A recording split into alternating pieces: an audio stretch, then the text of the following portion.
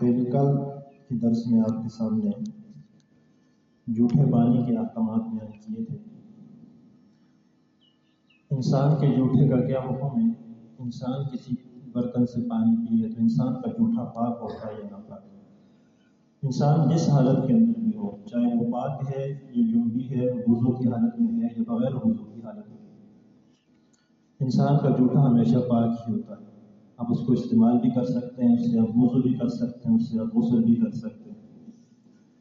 جو اہم مسئلہ ہے آپ کے سامنے عرض کرنا ہے وہ یہ ہے کہ انسان اگر کسی برتن میں، پانی کے برتن میں ہاتھ ڈال دے تو اس پانی کا کیا حکم ہو؟ یہ عام طور پر ہمارے یہاں بہت زیادہ پایا جاتا ہے تو جو برتن میرا اسی میں ہاتھ ڈال دیا، جو برتن میرا اسی میں ہاتھ ڈال دیتے، تو جس برتن میں آپ نے ہاتھ ڈالا ہے اس پانی کا حکم کیا ہوگا؟ اس کی مختلف صورتیں ہیں کہ جس بندے نے برتن میں ہاتھ ڈالا ہے اس کے ہاتھ کے ساتھ ناپاکی، نجاست جو نظر آ رہی ہو وہ لگی ہوئی تھی یا نہیں؟ ظاہری نجاست ہے، پاخانہ ہے، چھوٹا پیشاب ہے، خون ہے، منی ہے، اس طرح کی کوئی چیز جو پانی کو گندا کر دیتی ہے، ناپاک کر دیتی ہے، وہ اس کے ہاتھ کے ساتھ لگی ہوئی تھی یا نہیں تھی؟ اگر وہ ناپاکی اس کے ہاتھ کے ساتھ لگی ہوئی تھی تو پھر اس نے اگر پانی کے اندر ہاتھ ضرورت کے تحت ڈالا ہے تب بھی، بغیر ضرورت کے ڈالا ہے تب بھی وہ پانی ناپاک ہو جائے گا، اس پانی کو آپ استعمال نہیں کر سکتے۔ اگر اس کے ہاتھ کے ساتھ نجاست نہیں تھی تو پھر ہم دیکھیں گے کہ اس نے پانی کے اندر ہاتھ کیوں ڈالا ہے، کسی ضرورت کی وجہ سے ڈالا ہے یا بغیر ضرورت کے ویسے ہی ڈال دیا؟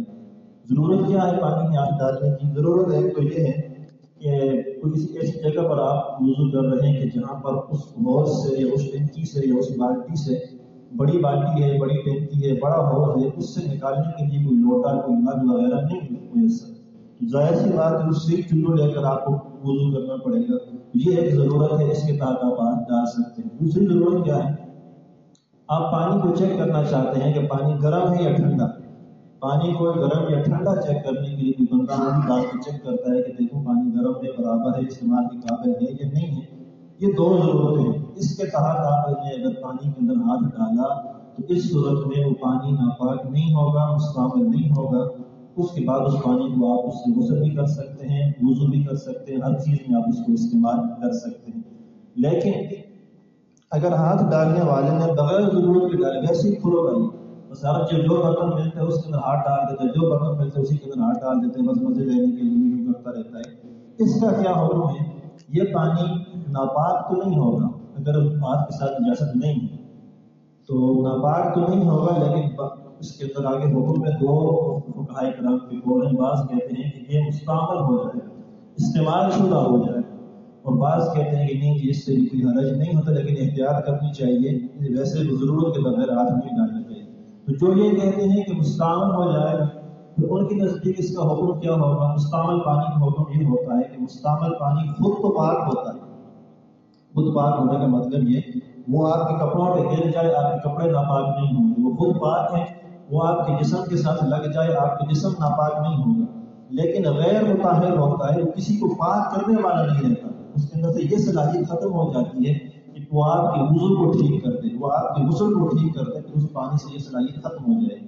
مستعمل پانی اس کے وہ خود تو پاک ہے، آپ کے کپڑے پر لگے گا، آپ کے بدن پر لگے گا، کپڑے پر بدن ناپاک نہیں ہوگا، لیکن پھر اس مستعمل پانی سے آپ وضو یا غسل نہیں کر سکیں گے۔ تو پھر اس سے انتہائی احتیاط کی ضرورت ہے کہ ہر برتن میں، ہر ٹینکی میں جو مائع قلیل کی حکم میں جتنی بھی چیزیں، یہ 10x10 کا جو حوض ہوتا ہے، یہ ایک حد بیان کی گئی ہے مائع قلیل، اس سے اگر 10x10 سے بڑا جو حوض ہے وہ مائع کثیر کے حکم میں ہوگا، اتنے ہمارے ہاں نہیں ہوتے، ہمارے چھوٹی ٹینکیاں، چھوٹی بالٹیاں ہی ہوتی ہیں۔